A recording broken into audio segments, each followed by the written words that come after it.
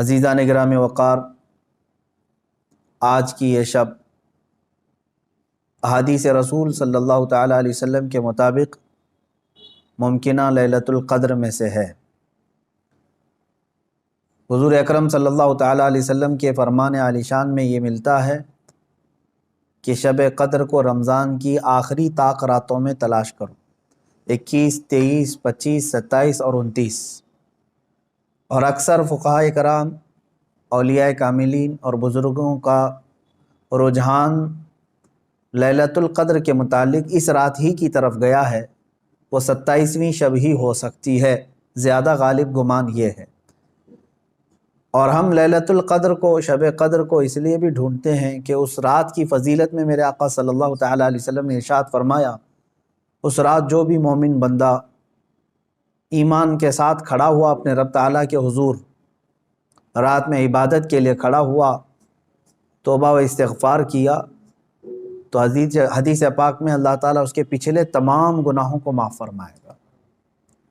اس لیے لیلۃ القدر کی جستجو میں ہر مومن رہتا ہے کہ اس رات کو اگر اللہ تبارک و تعالیٰ نے معاف کرنا ہے، اس میں میرا بھی نام شامل ہو جائے تو پچھلے سابقہ تمام گناہ معاف کر دیے جائیں گے۔ اللہ تبارک و تعالیٰ ہمیں لیلۃ القدر کی برکتیں عطا فرمائے اور سابقہ خطاؤں اور گناہوں کو مولا معاف فرمائے۔ میں تمام مومنین سے یہی کہوں گا کہ یہ رات جس کے متعلق قرآن کہتا ہے لیلۃ القدر خیر من الف شہر، یہ ایک شب قدر جو ہے، ایک لیلۃ القدر، ایک رات 1000 مہینوں سے افضل ہے۔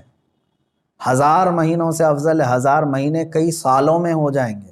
جب آپ اس کو ترتیب دیں گے 1000 مہینے تو کتنے سال بن جائیں گے۔ تو یہ اتنے سالوں سے بہتر ایک رات ہے۔ یوں سمجھ لو پوری زندگی عبادت کرنا ہے ایک طرف، اور لیلۃ القدر کی اس مقدس گھڑی میں عبادت کرنا ہے ایک طرف۔ اس لیے اس رات کو ضائع ہونے نہ دیں۔ جو لوگ اس رات کو عیش و عشرت میں اور ادھر ادھر بیٹھ کر کے یا پھر گھومنے پھرنے میں، بائک رائڈنگ میں اور لوگوں کے تماشے دیکھنے میں جو گزارتے ہیں، میں سمجھتا ہوں وہ بہت بڑے حرمہ نصیب ہیں۔ انہوں نے اپنی قسمت میں ملی ہوئی اس رات کو اپنے ہاتھوں ضائع کیا، ہلاک کیا۔ اور اسی لیے میرے آقا صلی اللہ تعالیٰ علیہ وسلم کی حدیث بھی ملتی ہے، وہ شخص تباہ و برباد ہو جائے، ہلاک ہو جائے جو رمضان کو پایا مگر اس کی قدر نہیں کیا۔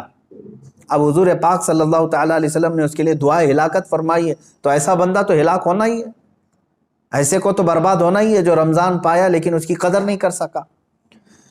تو میرے عزیزو، میں تمام نوجوانوں سے یہی کہوں گا، تمہارے لیے کھیلنے کودنے اور دوسرے کاموں کے لیے اور بھی بہت سارے اوقات ہیں، لیکن اس پاکیزہ وقت کو اس طرح ضائع نہ کرو۔ اور جو دیکھنے میں ملتا ہے، اس رات کو لوگ دوست احباب کے ساتھ نکل پڑتے ہیں، چلو عیش و عشرت کرنا ہے، کچھ گھومنا پھرنا ہے، لوگوں کو پریشان کرنا ہے۔ اب تو حالات لاک ڈاؤن کے ہیں، باہر اگرچہ جانے نہ ملے مگر اپنے نوجوان بچے اپنے ہی محلے میں لوگوں کو، پولیس کو پریشان کرنے کے لیے نکلتے ہیں۔ تو کیا یہ رات اس طرح کے عیاشیوں کے لیے آتی ہے؟ کیا تم اس کو اوروں کی طرح، غیروں کی طرح سمجھتے ہو کہ انٹرٹینمنٹ کی ایک رات ہے، دوسروں کے تہواروں کی طرح رقص کرنا، ناچنا، شراب پینا؟ معاذ اللہ، یہ وہ رات ہے جو تمہارے سابقہ گناہوں کو معاف کرنے کی بشارت لے کر کے آ رہی ہے۔ تم اس کی طرف توجہ نہیں دیتے تو پھر ایک بات یہ بھی یاد رکھ لو، تم میں سے کسی کو یہ بات خبر نہیں ہے، کسی کو معلوم نہیں ہے کہ اگلا رمضان تمہاری زندگی میں آئے گا کہ نہیں آئے گا، نہیں معلوم ہے۔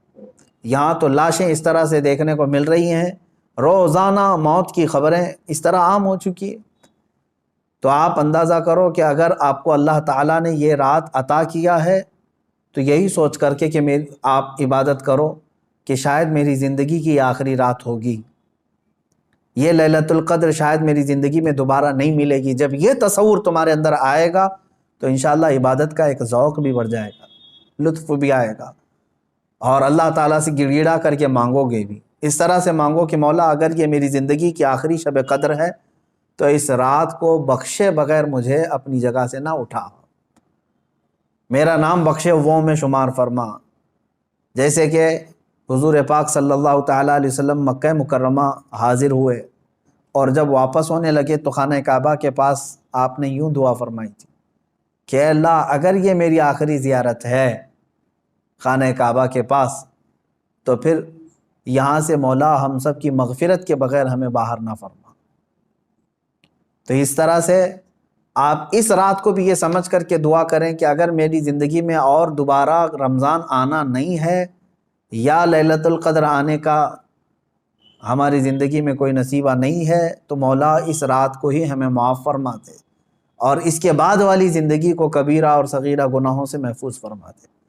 یہ لیلۃ القدر کے سلسلے میں میرے عزیزوں عبادتوں کا اہتمام کریں، عورتیں اپنے گھروں میں بچوں کو بھی لے کر بچیوں کو بھی لے کر بیٹھیں۔ صرف جاگنا اصل مسئلہ نہیں ہے، بعض لوگ سمجھتے ہیں کہ جاگنا چاہیے، جاگنے کا مطلب موبائل لے کر بیٹھ کر کے جاگنا، یہ فضیلت کی بات ہے۔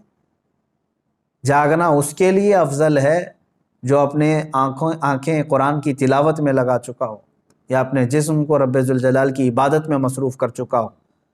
اور اگر خالی جاگنا اور غیبت کرنا، چغلی کرنا یا واہیات دیکھنا ہے تو میں سمجھتا ہوں اس سے بہتر ہے سو جانا اس آدمی کا، وہ سو جائے گا تو کچھ گناہوں سے بچ جائے گا۔ تو یہ محض گناہ کرنے کے لیے جاگنا یہ افضل نہیں ہے اور نہ ہی اس میں کوئی نیکی کی بات ہے۔ اللہ تبارک و تعالیٰ سب کو اصلاح کی توفیق عطا فرمائے۔